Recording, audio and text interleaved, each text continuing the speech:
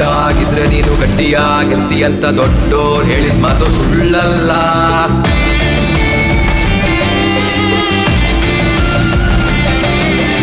ರಾಗಿ ರೊಟ್ಟಿ ತಿಂದ್ರೆ ನೀನು, ರಾಗಿ ಮುದ್ದೆ ಮುರಿದ್ರೆ ನೀನು ಗಟ್ಟಿಯಾಗಿರ್ತಿ ಅನ್ನೋ ಸುಳ್ಳಲ್ಲ.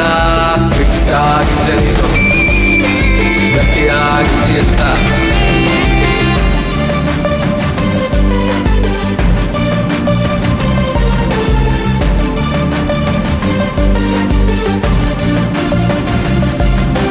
ಹಿಟ್ಟಂ ತಿಂದಂ ಬೆಟ್ಟಂ ಕಡಿದಂ ಅಂತ ಹೇಳಿದ ಉಸ್ತಾದ್ ಇಬ್ರಾಹಿಂ ಅವರ ಮಾತು ಸುಳ್ಳಲ್ಲ.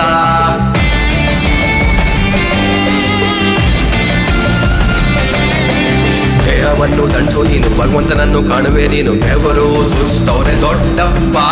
ಫಿಟ್ ಆಗಿದ್ರೆ ನೀನು ಗಟ್ಟಿಯಾಗಿರ್ತಿ ಅಂತ.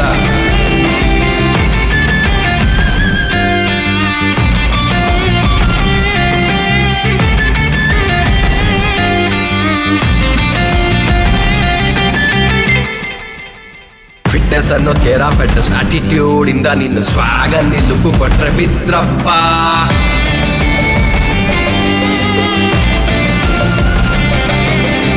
IF ಫಿಟ್ನೆಸ್ ಅಲ್ಲಿ ಫಿಟ್ನೆಸ್ ಮಾಡು ನೀನು, ನಿನ್ನ ರಿಫೈನ್ ಮಾಡ್ತಾರಪ್ಪ.